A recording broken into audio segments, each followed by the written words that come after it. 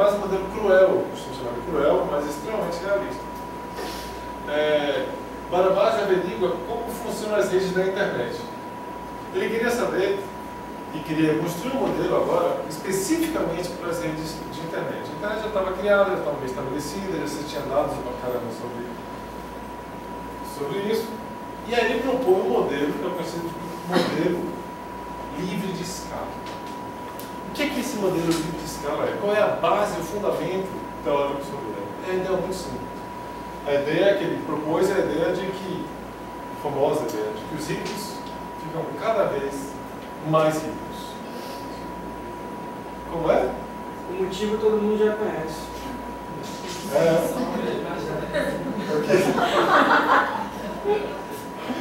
Como é que é a missão? Exatamente. É isso aí. Que está em cima sobe, que está embaixo conhece. Muito bom. Esse é o famoso modelo de Barabás e Luan. É uma junção do... Então, eles propõem um modelo chamado modelo de redes livres de escala. Qual é a ideia do modelo de escala? Você começa com uma rede aleatória. Uma rede totalmente aleatória, com poucos nós. 5, 10 nós. Conectados aleatoriamente. E agora você vai conectar um novo nó na rede. Quando um novo nó aparece, eu tenho que escolher com quem que eu vou conectar. A escolha de quem conectar está com base em que tiver já mais conexões. Aquele que tiver mais conexões terá mais chances de eu conectar. Então eu vou me conectar com isso. Isso é bem natural, porque assim, se eu quero hoje que alguma informação seja difundida, eu vou pendurar minha página aonde? Aonde muitas pessoas veem. Se eu quero colocar um link, uma chamada, eu vou colocar, eu não vou colocar na web lá do botequim da esquina, porque ninguém vai ver. Eu vou colocar lá, mas, sei lá, na novela das nove. Com certeza. Botar na novela das nove. A língua é exemplo. A língua, perfeito. Tem vários exemplos. Vários. Então, na natureza, você percebeu que esse fenômeno ele era muito mais natural do que todos os outros. Esse modelo era muito mais realista que todos os outros. Esse é um modelo, inclusive, que tem algumas propriedades físicas muito interessantes, mas que aí é motivo para mais algumas quantas normas. Então, ele exibe propriedades de escala, fractais e várias questões que os físicos se apaixonaram, né? E depois que saiu o modelo de Barabás, acabou. E aí os físicos falaram, não, acabou, agora chega para o lado que agora é a nossa vez.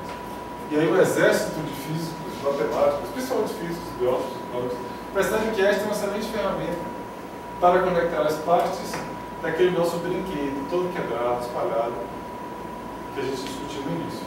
Então pronto, acabou, agora não tem mais jeito, a gente tem a ferramenta necessária para conectar as partes que estavam aí perdidas e isoladas. E aí, o que eu vou tentar trazer agora para vocês são algumas aplicações dessas redes, certo? Diga. Garcia, ano passado Jesus, o espanhol, Jesus. ele veio aqui. E ele tinha um modelo de redes que era um pouco diferente, né? Que trabalhava com seno e cosseno. Como era esse modelo? Era semelhante? Pois é, esse exército, lê-se aqui Jesus também. São muitos trabalhos. Hoje, se você faz os trabalhos as revistas de física, é impossível você não encontrar em nenhuma revista de física pelo menos um trabalho que discute o conceito de redes. Eu acho que em todas as áreas, né?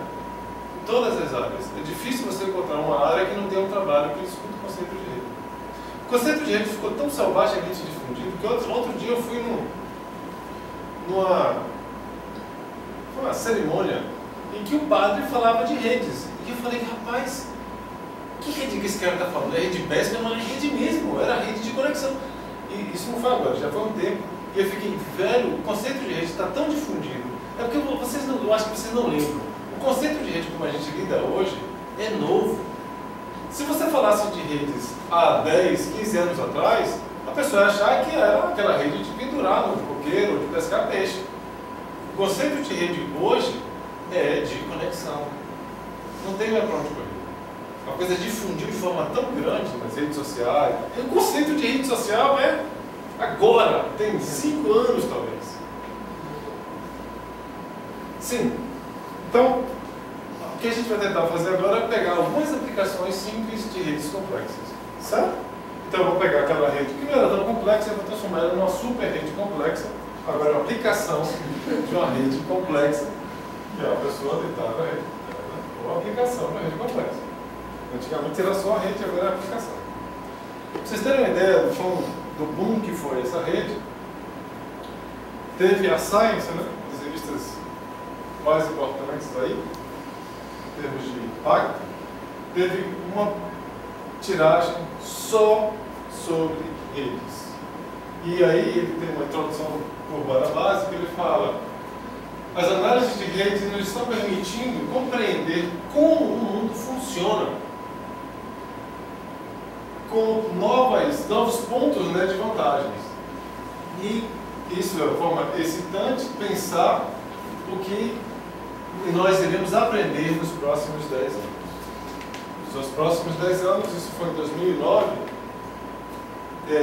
nós estamos no meio desse fervilhar do que a rede pode trazer para a gente. E é aquilo que eu falei, é um terreno extremamente fértil. Vocês não têm noção da quantidade de coisa que dá para fazer com isso. Por quê? Porque as partes estão todas quebradas. Todas quebradas. O conhecimento está todo quebradiço. Então está no momento ideal da gente conectar elas. Eu me considero talvez o jesuíta das redes, né? Vamos lá, gente, vamos à rede, porque rede salva, a rede vai levar-nos. Então, aqui vou só explicar algumas teorias das mais bizarras, né? Em epidemias, em modelos celulares, redes hídricas, redes semânticas, redes de chuva, né, de precipitação, redes de P2P. Todo mundo sabe o que é P2P? É peer-to-peer, é uma conexão, um tipo de conexão. E aí tem um exemplo que eu acho muito legal, muito interessante, que ele fala o poder das redes. Certo? Tinha um problema, deixa eu lembrar o nome da... Não lembro o nome da cidade, não. Sim. Claro. ¿Por qué colocas solamente colocas el concepto complejo y para las demás no? Mi pregunta es, las redes que está usted hablando es redes complejas. Todas elas. Todas son complejas. Todas são complexas. Y las dos o tres características de las redes complejas, para resumir, small world, mundo pequeño, Siga. y scale free. Boa pergunta. Antes, achava-se que essas duas propriedades eram suficientes para dizer que uma rede era complexa. Hoje, a definição de rede complexa é uma definição mais estrita. Falar de que uma rede é complexa, não necessariamente dizer que ela é small world ou scale free, não significa necessariamente que ela seja complexa. Tem que precisar. Uau! As mesmas características de um sistema complexo. A ideia é que você precisa que exista o conceito de emergência, ou seja, de que elementos que você não pode prever com as partes isoladamente surjam do padrão de conexão delas. Se você tem um argumento que prova isso, ponto para um sistema complexo. Se ele exibe o que a gente chama de estados críticos, que são pontos de mudança de fase, é uma rede complexa. Se ela exibe padrões de não normalidade, que aí, se ela é livre de escala, ela já tem um ponto para ser complexa. E existem outros fatores, se ela percola, se não percola, mas não todos eles. Ele tem que ter alguns desses fatores. O mais básico dos fatores é a emergência. Se ela não tem nenhum padrão emergente, é difícil falar de que é uma rede complexa. Muito difícil falar. Por isso que eu acho que o cérebro tem um argumento mais profundo, mais realista de todos, de que é de emergência, é de que a hipótese que a gente acha de que é justamente a topologia de conexão cerebral é que nos dá a capacidade de superar a soma dos nossos neurônios. Isso é uma hipótese que se discute muito e se pesquisa muito hoje. Tentar entender como que esses padrões de conexões fazem com que emerja um padrão, como o padrão que a gente conhece de cognição. cognição, inteligência, memória, emoções. Tá. Então, um dos trabalhos mais legais em que as redes foram chaves, decisivas na análise, foi um trabalho feito sobre tuberculose. Era um trabalho muito interessante porque eu tive a oportunidade de acompanhar o iníciozinho dele. Era o seguinte, eles foram numa cidade americana que era isolada, muito bem isolada, as pessoas não tinham muita difusão, não se comunicavam muito, sei lá o que era essa comunidade, nem lembro o que era. A grande questão era o seguinte, eles conseguiram mapear o primeiro caso de tuberculose e ver todas as outras pessoas que pegaram tuberculose no tempo. E eles queriam entender qual era o mecanismo de transmissão da tuberculose. Certo? E aí o que eles fizeram? Fizeram um gráfico, uma coisa muito simples, que era, colocaram os anos, esse aqui é uma figura desse artigo. Colocaram os 1993, 94, 95 e 96. Então, o caso índice, o primeiro caso, depois os outros casos e assim sucessivamente. E aí ele perguntava para cada caso e falava assim, você conhece tal pessoa? Não, então eu não conecto. Você conhece tal pessoa? Conheço, tal, tive contato com ele recentemente, então conecta ele. Então aqui é a rede de conexões de contatos físicos possíveis, certo? Por conhecer a pessoa. E aí as coisas não se encaixavam nessa rede, né? Fala assim, como é que a coisa se propagou? Se do caso índice não tem nenhuma conexão, e as conexões são para o terceiro caso, essa rede é uma rede que não percola, que a informação não ultrapassa todos os elementos do meu sistema. E aí foi o que eles fizeram, a história dela... Ultrapassa, perpassa... Perpassa, ela conecta. Ela conecta, porque a informação, ela consegue conectar e passar por todo mundo. Aí tiveram uma ideia genial, que foi tentar levantar todos os lugares onde cada um desses passou nos últimos anos. Por onde foi que você passou? Quais são os lugares que você costuma frequentar? E ele incluiu, transformou um grafo simples numa rede complexa. Então ele dizia os lugares onde ele passou, e aí, obviamente, a rede se conectou brutalmente. E o que é mais legal, eles perceberam coisas muito interessantes. Que um dos lugares chaves na conexão da rede, diga. Nessa rede em especial, o que é que tem de emergência? Calma. Deixa eu falar aqui, aí depois a gente vai falar. Mas é uma boa questão. Então, uma coisa super legal que eles perceberam só de cara, olhando para a rede, só para as propriedades, sem olhar para as propriedades topológicas da rede, sem olhar para as propriedades topológicas da rede, só olhando para a rede e analisando a estrutura dela, a estrutura microscópica, né? Os lugares onde ele passou. Se eu não me engano, é esse local aqui, o local 20. É esse, que tem muitas conexões. Basicamente, o que ele analisa é, se você for tirando esses locais, qual é o local mais importante na propagação da tuberculose nessa região? Certo? E ele percebe que existe um local mais importante na propagação, se eu não me engano, esse 20, era um bar. E eles vão nesse bar. Era um restaurante desse de meia boquinha lá, né? Copo sujo, como eles chamam aqui. E eles vão investigar lá, dar uma olhada. O que é que acontece nesse bar? Qual é o problema nesse bar? Simplesmente o bar, ele não embala os talheres, né? Ele não embala adequadamente os talheres. Então, meio que caso fechado, mais ou menos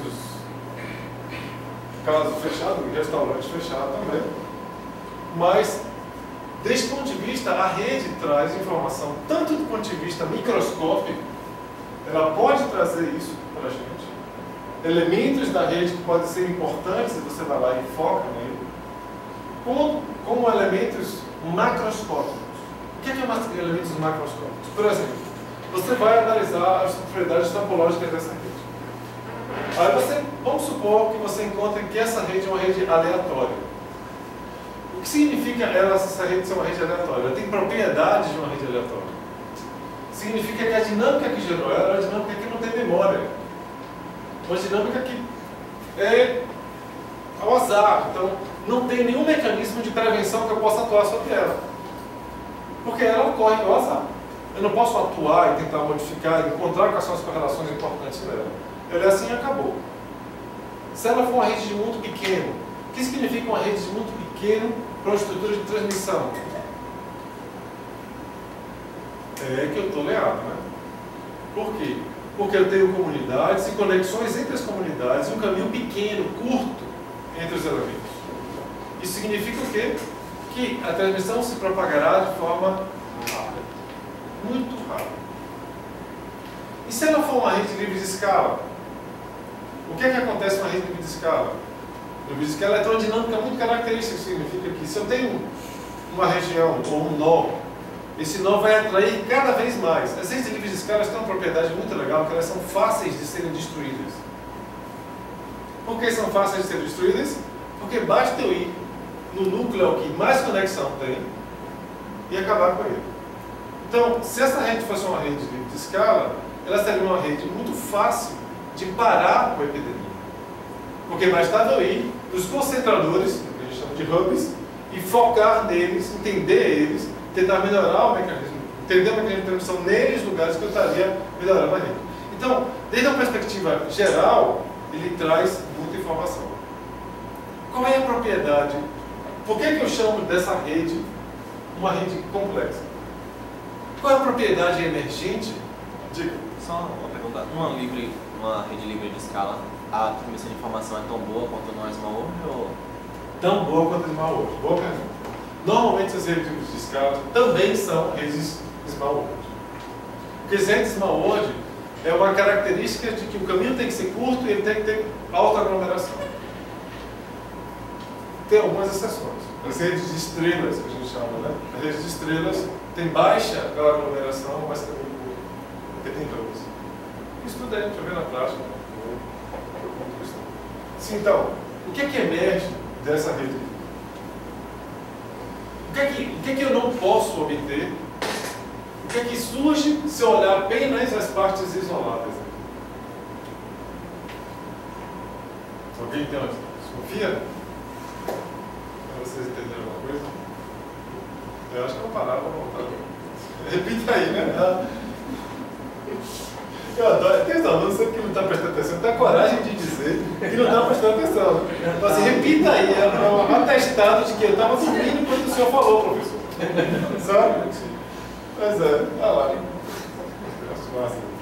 Então, a pergunta é, para que isso seja uma rede complexa, uma das características mais importantes dela é que ela exiba um processo, algo emergente, algo que eu não consigo explicar se eu analisar as partes isoladamente. Algo que surja, uma informação nova que surja, uma propriedade nova que surja, que seja impossível de ser explicada a partir das suas partes. O que é que nesse sistema é isso?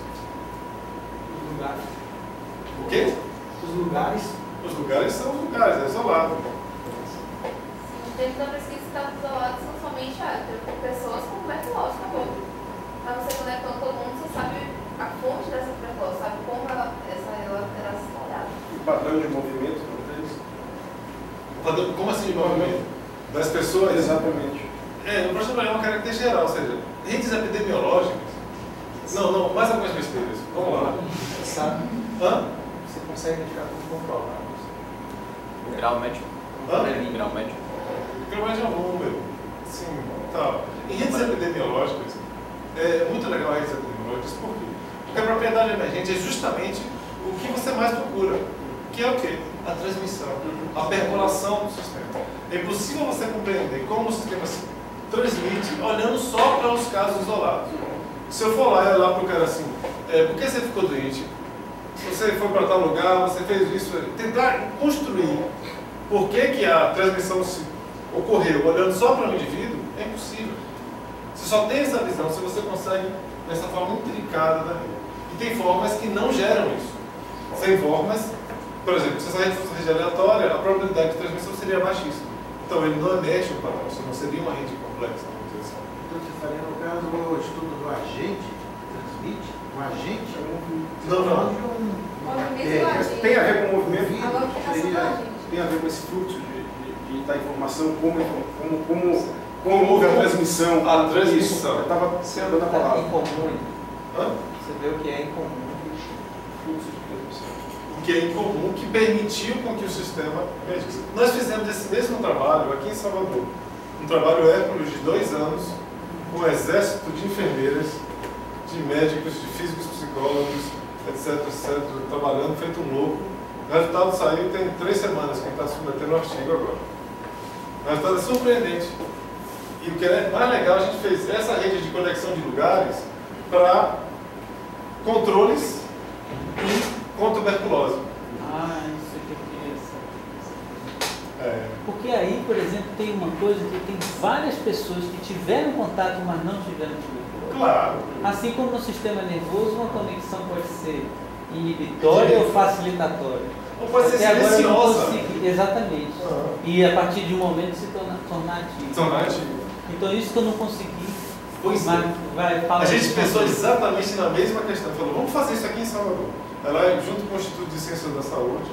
Não. Isso. As letras, eu troco. Saúde coletiva. Saúde coletiva. Saúde coletiva com o Maurício Marreto, a galera toda pegando um super projeto, fizemos isso. O legal, o resultado do Para trabalho. disseminação de tuberculose? Exatamente. E aí? O trabalho de tuberculose. Fizemos foram 600 casos e 600 controles. Um trabalho infernal. Construímos as redes dos últimos 10 anos, de todos os lugares que cada pessoa passou. A entrevista durava em torno de 2 horas. O cara enchia o saco.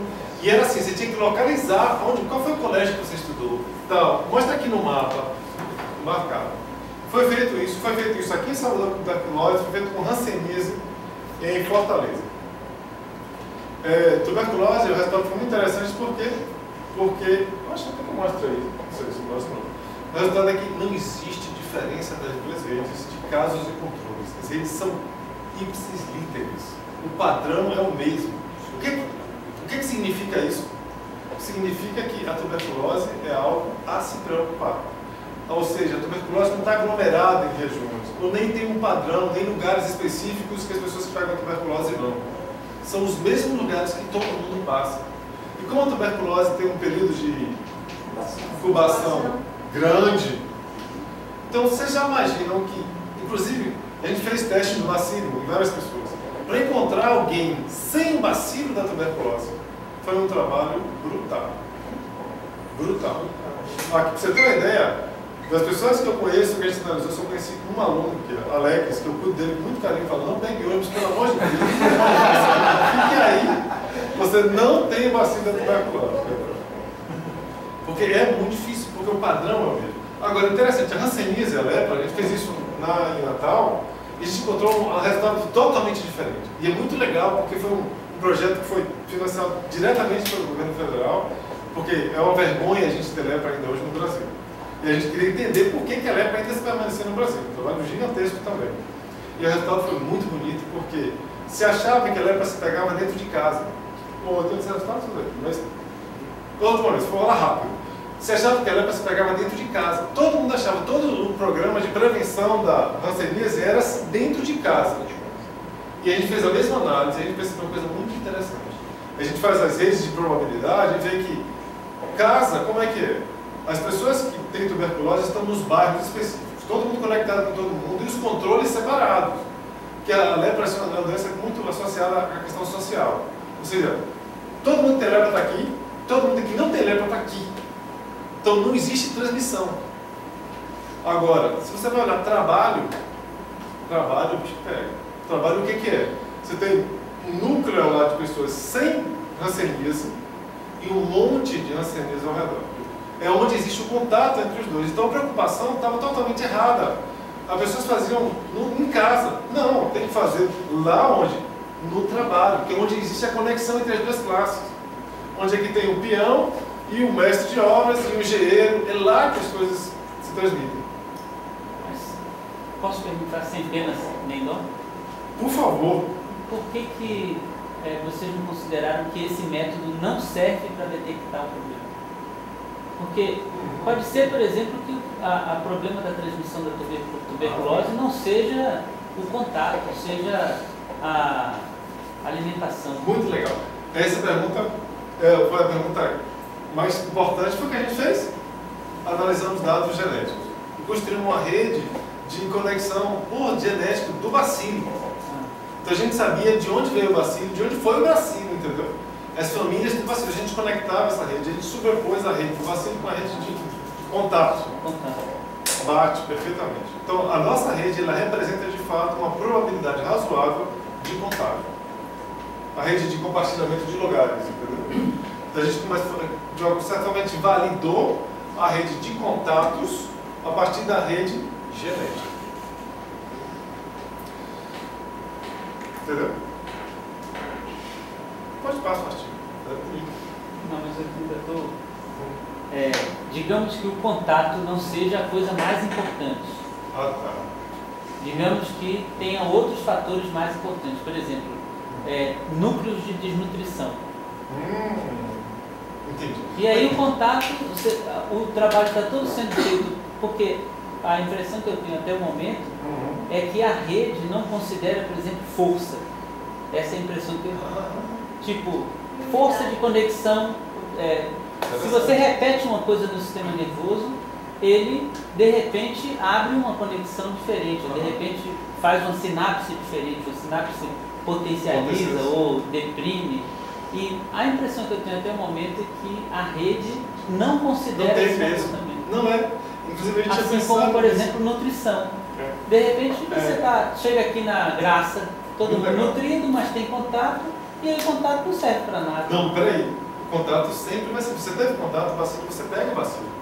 O bacilo fica em você. Só que esse é o grande problema da tuberculose. A viabilidade. Exatamente. Ele Mas fica sempre esperando. acontece isso, porque, por exemplo, lá na África, tem as mulheres que não contraem AIDS. E não tem pessoa que tem contato e não contrai AIDS. Agora entendi isso que quer dizer. Existem outros fatores que acabam influenciando você, não, mesmo tendo tido contato, não haver transmissão. Boa questão. Boa questão. Não sei. Isso é uma coisa legal para você analisar. Você poderia pensar nos pesos, né? O que eu estou o tempo inteiro voltando aqui é por que, eu não sei se também você falou que tem vários tipos de rede, mas por que a rede até agora não conectou, não considerou o peso das conexões? Eu fico pensando que é porque veio de um matemático. É sério. Porque o cara desde o início que gerou tudo isso é matemático, eu não sei o que. E o matemático não considera isso. Não é só por isso não. Porque você considerar peso, quando você vai sentar para fazer a álgebra por detrás de uma rede matemática, com peso as coisas complicam muito. Existem poucas teorias atualmente, mas precisam de novas teorias para fazer isso. Claro, mas existem poucas. Mas já tem alguns trabalhos nessa linha, mas são poucos. Porque a grande questão é que a conta por detrás é complicada. Mas ao mesmo tempo se aproxima mais da realidade. No caso do peso, não seria no caso desse núcleo que existe maior comunicação, maior peso das arestas? Nesse caso aí dos 20, ponto 20, onde existe... Não. Aqui se eu tenho mais conexão, o que ele está falando é que cada linha dessa daqui, ó, eu posso ter um peso que diz a força do como isso é importante na conexão. Entendeu? Isso que ele está dizendo. Considerar por exemplo, digamos que aquele place 20 ali é um bar num lugar bem pobre, onde as pessoas são desnutridas e bebem muito e você tem uma imunidade completamente diferente do place 12 ali, que é o Alfredo de Roma. Sei lá. Não, com certeza. E é interessante porque a gente anotou, esse dado a gente tem, porque cada local ou cada indivíduo, a gente tem todo, o questionário é muito amplo, a gente sabe que até se soltou um na semana passada, sabe tudo. Então a gente pode cruzar essas redes com outros dados. Mas tem variações, porque pode desnutrir, pode também não pegar. A gente não sabe o quê. Sim, aí vai aumentando a combinação. Você tem uma ideia, em hanseníase? A gente pode entrar com a saúde mental, porque se o psicológico está influenciando no organismo, aí faz um monte de... Só para vocês terem uma ideia, uma das hipóteses que a gente queria nessa rede era a famosa hipótese dos caçadores de tatu. Era muito interessante, de ranceníase. Se achava que a ranceníase, uma das formas mais importantes de se pegar a ranceníase é através de banhos comunitários. Como é que é isso? Isso acontece mais ranceníase em homens do que em mulheres. Exatamente. E ninguém sabia por que exatamente isso. A ideia é de que os homens, quando saem para caçar tatu, lá em Fortaleza, que é um dos maiores incidências de ranceníase do país, eles passam às vezes o dia todo, então eles fazem buracos no leito dos rios que secam, que ficam a água lá, e todo caçador que passa vai lá e toma um banhozinho naquela água, entendeu? Então eles compartilham por algumas semanas aquela aguinha lá e tal, isso aqui. E também, e aí achava-se que isso dava, inclusive no questionário tinha se você tomava banho nos buracos lá dos caçadores de tatu. Só que percebeu que não era um dado relevante, se achava também que se passava através da carne do tatu, tinha um monte de hipóteses por detrás disso, e uma foi caíram todas. E só ficou a hipótese do trabalho. Mas tem muita coisa ainda para se trabalhar, com certeza, sem sombra de dúvidas, tem muita coisa para se trabalhar nessa área. Deixa eu ver só os mais importantes aqui, certo? Esse trabalho é um trabalho super legal de... Vou falar muito rapidamente, né? Que a gente publicou agora na BMC. Eu não daí a referência, mas publicou tem 2 semanas na BMC. Um trabalho muito legal que a gente fez de dengue. A gente pegava as séries temporais de dengue de cada município da Bahia. Essa aqui é a rede de transporte da Bahia, onde tem rodovia e tal, com um aluno de SEI que muito gentilmente fez isso, né? Deu um trabalho do inferno, verdade. Então, mas ele pegou todas as rodovias no mapa e foi conectando uma e outra. Porque não existe essa rede. Essa rede não existe. Você tem ideia? Então ele teve que ir no mapa. Quem ia poder fazer isso? Um gentil aluno de SEI, claro. Então, construiu essa rede. Nós pegamos as séries temporais de dengue de cada ponto, de cada município. E o que é que a gente fazia? A gente correlacionava essas séries temporais no tempo, igual que nós fazemos no cérebro. E encontrávamos quais eram os municípios que, quando tinha caso aqui, também tinha caso aqui. Então a gente buscava as correlações entre os diferentes municípios. E aí, fechamos essa rede de correlação com a rede de transporte. Aí tem uma correlação altamente significativa. Significa o quê? Que o transporte rodoviário todo mundo de certa forma já sabia, mas ninguém nunca tinha provado isso. É um fator importante na transmissão da dengue. E conseguimos vender o peixe lá para a BMC e publicamos lá. Esse é o trabalho que ficou parado por algum tempo, mas que eu amo. Pena que a Ângela não está aqui, eu sempre gosto de mostrar ele, porque essa figurinha é muito fofa. Então o que a gente fez? A gente fez um cérebro de brinquedo, onde cada neurônio é uma bolinha, azuis são inibitórios e vermelhos são excitatórios, certo? Muito simples, um modelo de brinquedo mesmo. E a pergunta que a gente queria responder é: quais são os parâmetros básicos de um neurônio que permitem, qual é a faixa de parâmetros que permite com que o cérebro seja uma estrutura estável? Era uma pergunta simples. Ou seja, será que essa faixa é muito larga? Ou seja, se aumentar o potencial de ativação, a flutuação, o potencial de ativação, ou a questão dos cátions lá, a gente construiu um modelo bem simples, que já existe na literatura, e só colocando você dentro de uma rede. O que é estável nesse caso? Como assim estável? Porque você falou que... o que é um cérebro estável? Um cérebro estável é que, esse aqui é um exemplo, que eu dou um estímulo aqui, e o pulso se propaga por um determinado caminho e morre. Eu tenho 2 outros estados. Tem o estado superativo, que é aquele estado que eu dou um peteleco e ele sai se propagando, que a gente brincava que era o estado epilético, nunca morria, o pulso ficava lá se propagando a vida toda. E o outro era o subativo, que você acionava um neurônio e se propagava 1 ou 2 e depois morria. Então a gente queria saber qual era a faixa de parâmetros que gerava isso. E, mais legal, qual era o tipo de rede, qual era o padrão de rede que melhor expressava esse fenômeno. Fizemos isso, foi um trabalho de mestrado da Nádia Queiroz. Ô Garcia, Sim. Uma pergunta: a dengue é contagiosa, assim, de pessoa para pessoa? Claro que não, Cleo. a gente assumia isso, não assumia, a gente sabe que o mosquito está espalhado por toda a Bahia.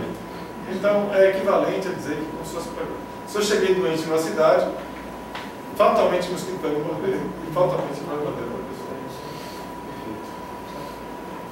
Então, legal que a gente consegue gerar com esse modelo extremamente simples padrões irregulares, né? Padrões completamente aperiódicos. Que era um modelo simples, é só uma explicação. Mas o mais legal desse modelo, que me deixou mais encucado, esse foi um trabalho que a gente não publicou porque a criatura se mandou, e eu acho que tem muito trabalho, a ideia que a Ângela tenta pegar esse trabalho e levar ele adiante. O que é isso? Vermelho, esses aqui são os parâmetros, alguns parâmetros, eu não lembro desses parâmetros, aqui é diferença de potencial da membrana, percentual de diferença de potencial da ativação. Alguns parâmetros dos neurônios. E aí você vê, vermelho é uma faixa de estados superativos, epiléticos, amarelo, infrativo, e o azul é o que eu chamo de estados estáveis.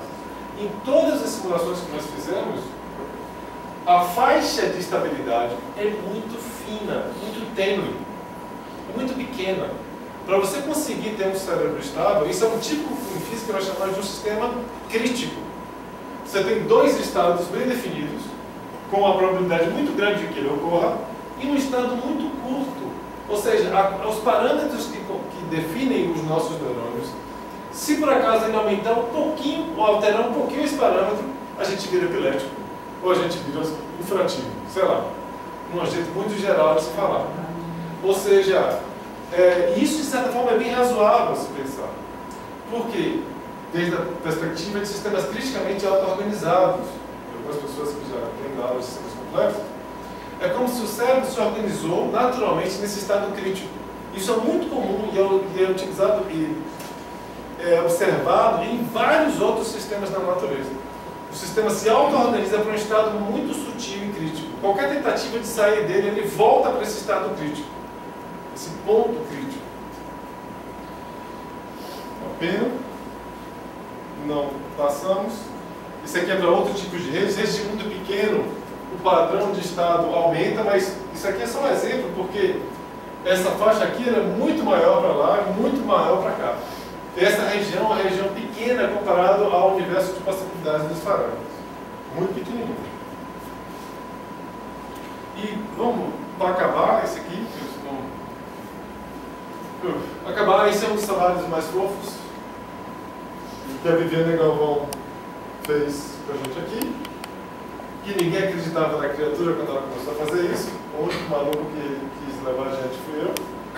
Que era o seguinte, ela queria construir a rede de como o corpo se formava. O que é isso? Ela pegava o ovo fertilizado, e esse ovo fertilizado ele vai mudando, ele vai se diferenciando em novas células diferentes que vão gerando novas estruturas que vão gerando órgãos. Aí quando ela falou isso, ela falou, pô, isso já existe, com certeza, lógico. Vamos procurar. Não existia nenhum livro que juntasse e conectasse todas essas diferenças celulares na rede. E aí o trabalho dela foram mais de 800 artigos livros procurando essas conexões entre as diferentes. Era muito legal porque era como se fosse em busca da conexão perdida. Mas está faltando a conexão entre essa célula e o sistema digestivo. E agora, vamos procurar. Ela saiu procurando e ela conseguiu levantar todas e formou essa belíssima rede daqui, que é a rede que a gente conseguiu publicar no PNAS. Que essa é a rede que eu falei no início da apresentação, que é a rede de nós. Somos nós, certo? Cada rama dessa aqui representa um sistema. Sistema digestivo, sistema visual, sistema nervoso. E aí, analisar essa rede é linda, porque ele exibe padrões como ele é autossemelhante, ele tem padrões que economizam energia, que maximizam a quantidade de informação. E a gente propõe alguns modelos, discute ele no artigo, mas tem coisas muito curiosas do tipo, é uma rede extremamente frágil. Frágil em que sentido? porque ela tem ramas. Imagine o seguinte, se existe um problema na diferenciação celular dessa célula daqui. Essa célula de cá ela vai acabar afetando todo esse sistema. Então, imagina quando a gente apresentou isso ingenuamente no congresso, achando que era que coisa fofa. Como uma criatura viu essa rede e falou assim, rapaz, pelo amor de Deus, vamos publicar isso. O cara lá dos Estados Unidos falou, pelo amor de Deus, tem que publicar, isso é muito importante. E aí a gente viu que realmente era algo muito importante. Essa visão, foi a primeira visão dessa conexão que a gente tinha. Foi muito legal, eu acho que ela, além de tudo, é muito fofinha essa rede. Qual o nome do artigo? É do PNS, eu tenho um artigo aqui. Vocês têm isso relacionado à época? Tem, no tempo. A gente faz isso evoluindo no tempo, é muito legal. E só para fechar, se você vai separando isso no tempo, como é que é em cada semana de gestação, o que você percebe é que esse sistema é um sistema autossemelhante. Ele se replica dele mesmo. Vamos falar dos riscos nisso. Uau! É lógico. Porque você as pega células... célulazinha no início e beber, fumar, exatamente, pular carnaval, tomar cervejinha e tal, vai e a mulher só influenciar fica sabendo que está grávida. toda a estrutura. Depois dessa Bacana. Muito interessante, muito interessante. Então, deixa eu ver se tem mais alguma coisa interessante. Tem redes cítricas que não vale a pena falar, por redes semânticas. Não vou falar redes semânticas, não, tinha e tal. Eu acho que era isso que tinha acabado de falar, já falei desse hipótese, tem um monte de coisa legal, mas isso a gente vai ver na prática. E é isso aí, acabou e valeu. Aí nas...